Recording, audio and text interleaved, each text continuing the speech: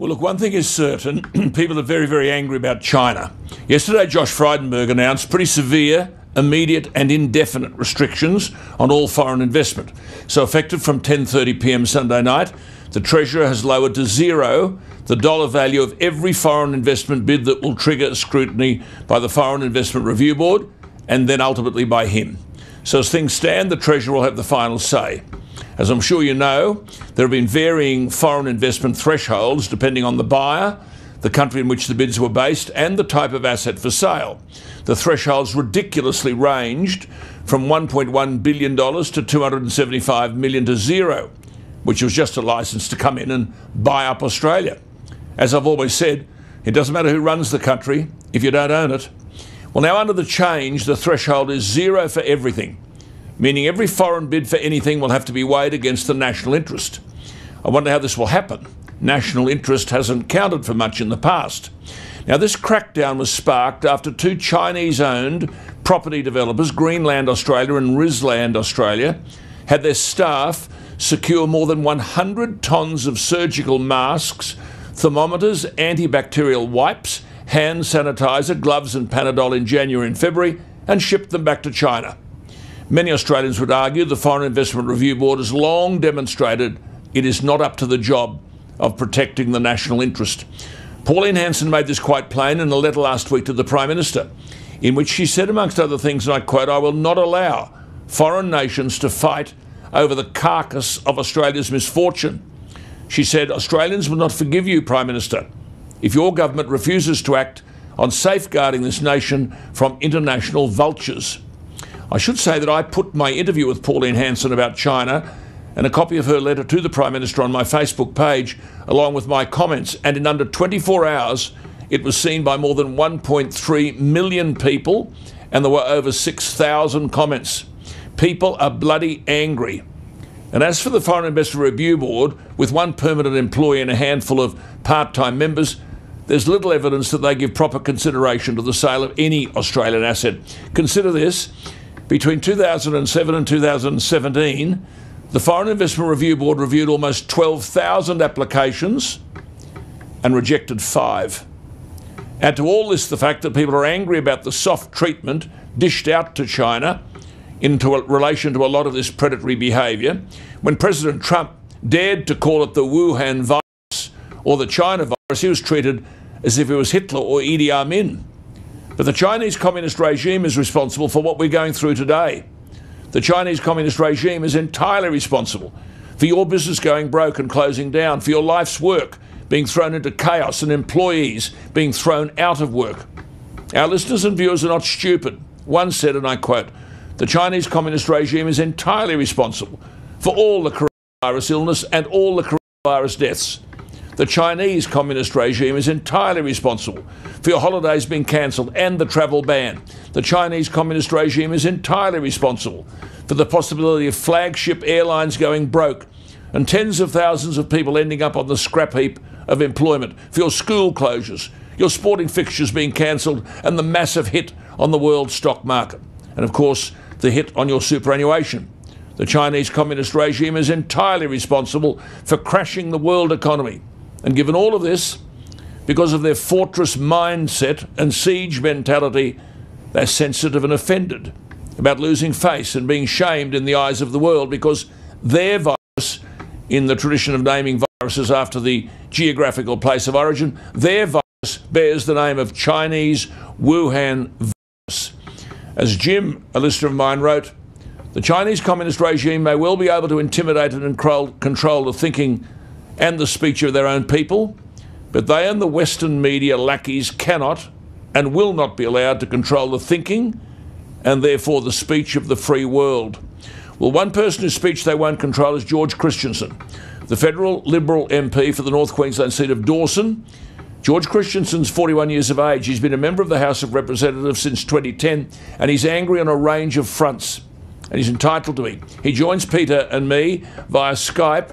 George Christensen, thank you for your time. Firstly, the Foreign Investment Review Board, are you any more confident that the national interest will be protected? Well, I've got to say, in past record, the Foreign Investment Review Board don't always come up with the right answers there. However, I am confident in Josh Frydenberg and in Scott Morrison in actually understanding what the public mood is and reflecting that in decisions. And the buck stops with them. Is the Treasurer saying now that every application has to be approved by him? That's essentially what he's done with lowering that threshold to zero. It goes through the Foreign Investment Review Board processes, but ultimately he gets the call. And I think that Josh Frydenberg is well aware that the public sentiment is against letting particularly state-owned corporations out of China swoop in and pick up Australian companies, Australian farmland and all the rest of it for a song, which is what they could do. It's what actually is doing right now in other countries. So are you confident that Canberra will have the spine to stop the rest of the world from collecting our cheapened assets? I believe that that is why Josh Frydenberg has made this change. We cannot have Australian companies whose value has plummeted being sold out from under us for a song to China. They shouldn't be sold out from under us to China at all. And to that end, Alan, as you know, I'm the head of the Parliament's Trade and Investment Committee, and we've got an inquiry that we're going to get underway as soon as all these restrictions are gone, that's looking into the long-term implications of this and whether really we have too much foreign investment from state-owned corporations out of China.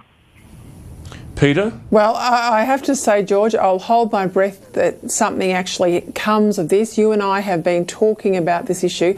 I differentiate foreign investment from foreign control, which is a very different thing. But we've been talking about this issue, you and I, gosh, I'd probably go back 6 or 7 years when I worked in politics. It's all good and well if you've got someone you trust in there, like the Prime Minister and like Josh Frydenberg, but you've got to have laws or a regime that works for the worst case Treasurer, the Treasurer that's pro-Chinese, as Alan talked about, a Labor MP in New South Wales being pro-Chinese. You've got to have a regime that's robust, that stands up to scrutiny regardless of who and what side of politics is in the Treasurer's chair. It's really hard to define national interest. How are we going to be able to define national interest? Well, you've hit the nail on the head. This definition around national interest is really going to be tight. In my view, and I think in most of the public's mind as well, it's not the national interest to have state-owned corporations owning Australian companies, foreign state-owned corporations owning Australian farmland and agribusiness and strategic assets. It's also questionable whether it's in the national interest for foreign capital to simply swoop in and displace Australian capital. And so unless they're contributing something, unless there's going to be extra jobs, growth and new activity that's going to benefit the whole community, you've got to question whether that is in the national interest at all. And I think that that's what we're going to have to tighten up. Well, see, George, has the rubber hit the road? I mean, are we going to have to revise all this stuff about free trade and tariffs? Are we going to stop selling off our industries and manufacturing and start investing in ourselves? I think that this whole event and what's happened before it, what's happened after it with China, is going to ensure that there is a big rethink about how we do business with that country. And, I will be saying the point where we're allowed back down there in Canberra in Parliament House that we desperately need to change the definition of national interest, set up a test for that, so that, as Peter says, if we've got the worst treasurer in there, a pro-Chinese treasurer, that he can't make those sort of decisions that sell out our Absolute. Peter's right. The reality is, sorry, Peter, I just make this point. The reality is this. Whether we like it or whether we don't, no one is opposed to investment. We're opposed to ownership. And the Chinese own our dairy farms, they own our beef farms, our coal, our water, the port of Darwin, for God's sake, our avocado farms, large tracts of the best grazing land in the country. And the public don't believe anything will change. Okay, so put this disease through the prism of, imagine if it was a worldwide food shortage, a shortage of protein, let's say, a shortage of basic foodstuffs. China now owns so many dairy farms in this country and milk processors that it could basically take most of the milk out of Tasmania and certainly large parts of Victoria through its own processing plants on through its own ports and airport access and basically on planes back to China like they did with those masks only a couple of months ago. And no one in Australia would get a glass of milk that's created from farms in Australia because of the way in which they own and control that whole supply chain. I think the challenge for you, George, is to talk about foreign investment, in this case foreign control. When you talk about state-owned enterprises, we know the vast bulk of them are Chinese. And the moment you bravely speak up on this issue, you are decried as being a racist, as being anti-Chinese. This is a threshold I think Australians have to get past in order to have a really sober discussion about this. It's not so much China, it's not so much a foreign investment, it's an issue of a state-owned enterprise, authoritarian regime, and Australians basically being prisoners of their own economy. That's absolutely right, Peter. I mean, food security is a huge issue when it comes to this. It's obviously food security is part of national security. And again, you're right. I mean, there isn't too many state-owned corporations in the world, but everyone knows when you say state-owned corporation, you're mainly talking about China.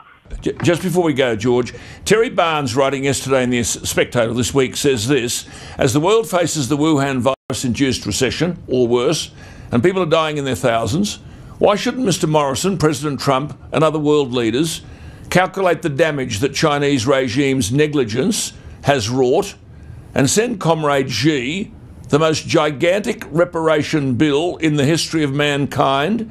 Wrote Terry Barnes, he deserves it, and his discredited despotic government should be made to pay for it. George, what do you think? Yeah, absolutely, they shouldn't be made to pay reparations. I don't think they will, but maybe we can take back some of the land that their foreign-owned corporations have as damages, because either it's negligence or something worse. The University of Southampton's put out a report that says if they acted 3 weeks earlier, China acted 3 weeks earlier, 95% of the coronavirus cases wouldn't be here today. They weren't. They were negligent. They were trying to cover it up. They were trying to silence doctors.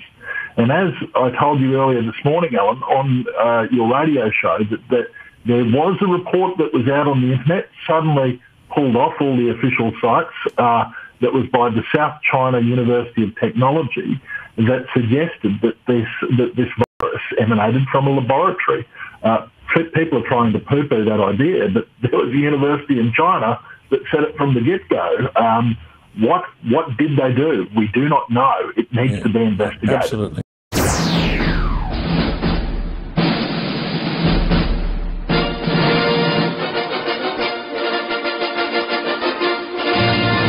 想要的总希望并不存在。哦耶！